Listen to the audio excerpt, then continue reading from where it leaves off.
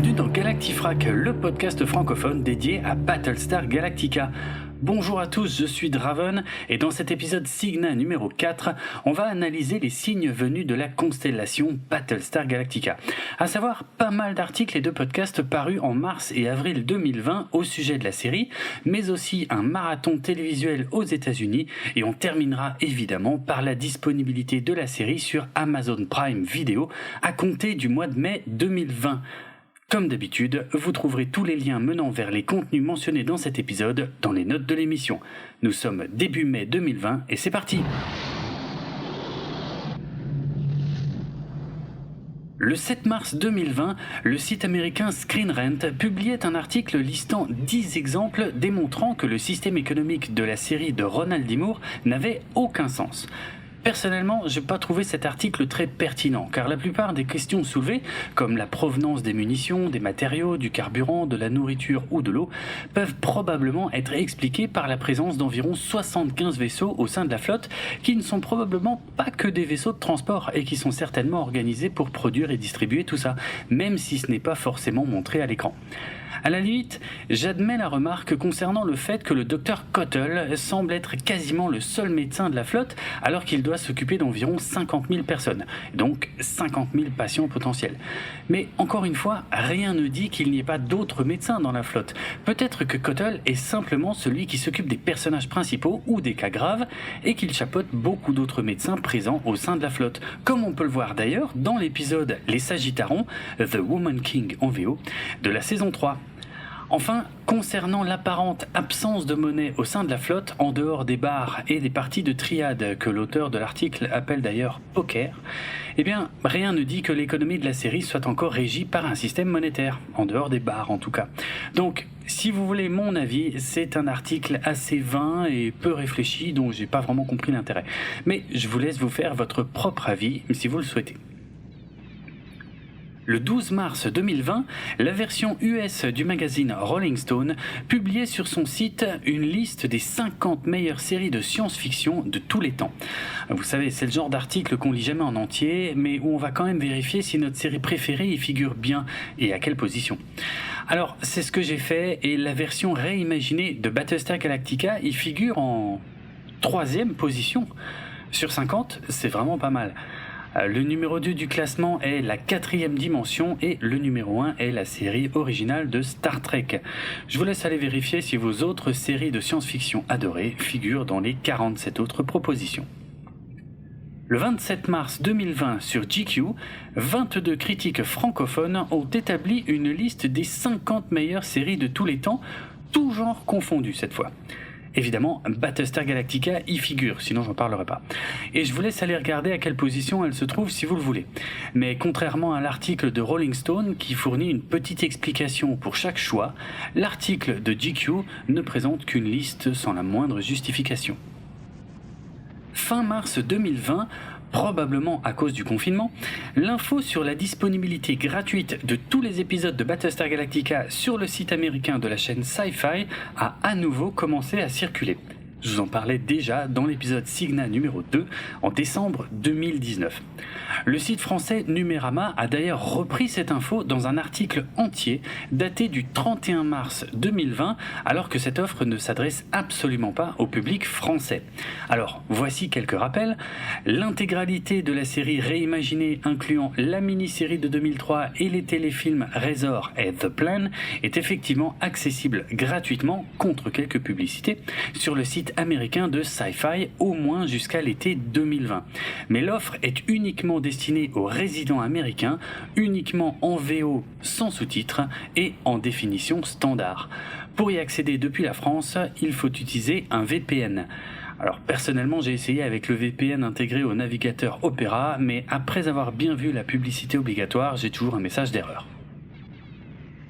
Le 31 mars 2020, un article en anglais de Vox.com considère que Battlestar Galactica est la meilleure série à regarder d'une traite en période de confinement. L'article s'adresse essentiellement à ceux qui n'ont jamais vu la série et il liste quelques-unes de ses qualités tout en s'appuyant sur sa disponibilité gratuite sur le site américain de la chaîne Sci-Fi. Le 9 avril 2020, le site français Critique Tout publiait un article intitulé « Frac, 7 manières de ne pas dire fuck dans les séries ». Son contenu lié à Battlestar Galactica ne vous surprendra pas si vous avez déjà écouté notre épisode Historica numéro 6, consacré au langage de la série et à la censure à la télévision américaine. Mais il peut être intéressant de découvrir comment d'autres séries ont contourné le problème. Il s'agit par contre là encore d'une simple liste avec très peu d'explications. Le 14 avril 2020, on apprenait dans un article de Variety que beaucoup de contenus originaux prévus pour le nouveau service de streaming Peacock seraient reportés à 2021 à cause de la crise du Covid-19. En effet, le service de SVOD de NBC Universal fraîchement lancé aux États-Unis, dont je vous donnais de nombreux détails début mars 2020 dans l'épisode Cigna numéro 3, a pris un sérieux coup dans l'aile, notamment en ce qui concerne la retransmission des Jeux Olympiques de Tokyo puisqu'ils sont reportés à 2021. Selon Matt Strauss, le président de Peacock, la production des contenus originaux du service est désormais en pause et il ignore jusqu'à quand. Il garde tout de même l'espoir que certains contenus dont la production est déjà assez avancée puissent tout de même arriver sur Peacock d'ici la fin de l'année, comme par exemple la nouvelle adaptation du Meilleur des mondes d'Aldous Huxley ou les suites des séries Punky Brewster et Sauvé par le Gong. Le nom des productions qui ont pris du retard n'a pas été précisé, mais on peut imaginer que le spin-off de Battlestar Galactica, dont on ne sait quasiment rien à l'heure actuelle, n'en est de toute façon qu'au stade de la pré-production et que son report à 2021 semble quasi assuré. Le 15 avril 2020, le site Empire Online publiait un article intitulé « The Complete History of Battlestar Galactica ». Contrairement à ce qu'indique le titre de l'article, il ne s'agit pas de l'histoire complète de la saga, mais plutôt de quelques anecdotes sur les coulisses de la série réimaginée qui s'appuient sur des déclarations de Ronald D. Moore, son principal architecte, ainsi que des souvenirs d'Edward James Olmos et Tricia Helfer, qui étaient respectivement les interprètes de Bill Adama et numéro 6. On y apprend notamment les nombreuses réticences du network qui espérait une série joyeuse, là où Ronald D. Moore leur proposait des histoires sombres, car souvent ancrées dans des sujets d'actualité assez graves. Évidemment, vous retrouverez la plupart de ces anecdotes dans nos futurs épisodes Historica et Analytica. Et je vous déconseille de lire cet article si vous n'avez pas encore vu la série jusqu'au bout, car il contient de très gros spoilers sur les 2 dernières saisons et la fin de la série. Le 20 avril 2020, le Battlestar Galacticast publiait un épisode spécial qui consistait en une lecture intégrale du script de l'épisode 1 de la saison 1, intitulé 33, par le casting de la série. Edward James Olmos, Jamie Bamber, James Callis, Tricia Helfer et Katie Sackhoff y reprennent respectivement le rôle de William Husker Adama, Lee Apollo Adama, Gaius Baltar numéro 6 et Kara Starbuck Thrace. Michael Trucco, Rekha Sharma, Bodhi Olmos et Kerry Norton sont également présents, mais ils n'y reprennent pas leur rôle de Samuel Anders, Tori Foster, Hot Dog et Lane Ishey, car ce sont des personnages qui n'étaient pas présents au début de la série. À la place, ils interprètent le colonel Saul Tigh, Sharon Boomer Valerie, le chef Galen Tyrol et Félix Keita, ainsi que Douala et Kali. Oui, ça fait un peu bizarre d'entendre Anders qui joue le colonel Tigh ou Tori qui joue Boomer. L'actrice Sandra Hess est également présente car elle est mariée à Michael Trucco et elle interprète Laura Roslin. Quant à Mark Bernardin, qui est le co-présentateur habituel du podcast avec Tricia Helfer, il interprète le narrateur ainsi que Carl Hello Agathon. Évidemment, cette lecture du script n'a d'intérêt que si vous avez déjà vu l'épisode en question, voire même la série elle-même, car les acteurs ne peuvent s'empêcher de lâcher quelques petits spoilers sur la suite.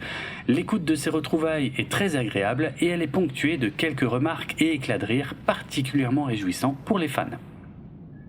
Du lundi 20 avril au jeudi 23 avril 2020, la chaîne Sci-Fi a diffusé aux États-Unis un marathon télévisé Battlestar Galactica, puisque les 76 épisodes des 4 saisons de la série ont été diffusés à la suite, sans oublier la mini-série en 2 parties au tout début, ainsi que les téléfilms Razor et The Plan. Le tout était présenté par l'actrice Tricia Helfer, alias numéro 6, avec également quelques interventions d'autres acteurs de la série qui avaient presque tous enregistré un petit mot pour les fans depuis chez eux.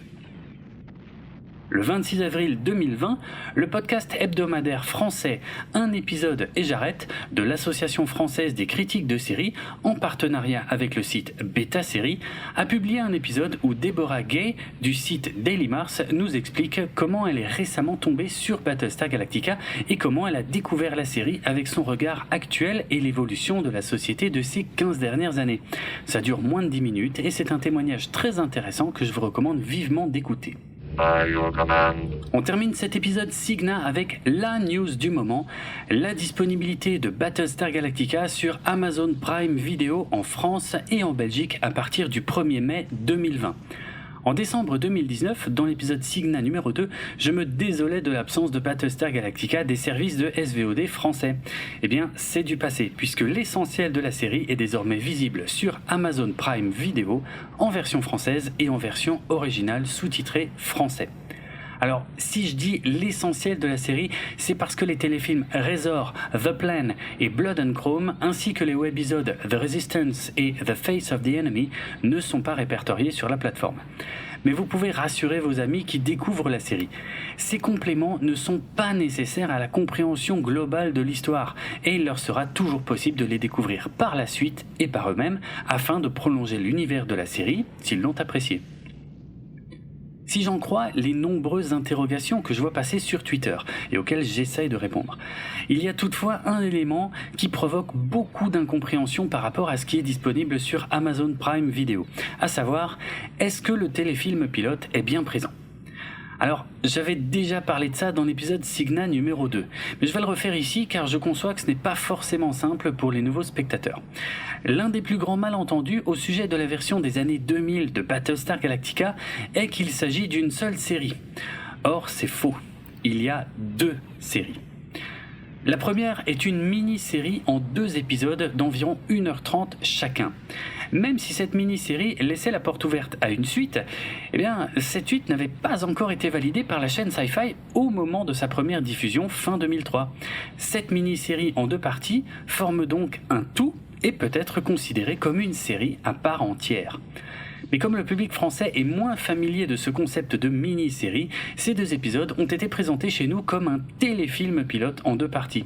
Or, les personnes qui recherchent ces notions de téléfilm ou de pilote ne les trouvent pas sur Amazon Prime Video et n'ont pas forcément conscience que c'est par l'appellation mini-série qu'il faut débuter le visionnage de Battlestar Galactica.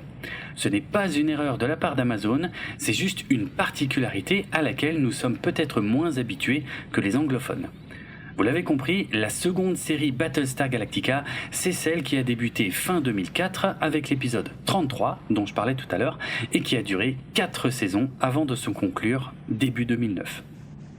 L'interface d'Amazon Prime Video n'étant pas la plus exemplaire du genre, cela ajoute malheureusement encore un peu plus de confusion.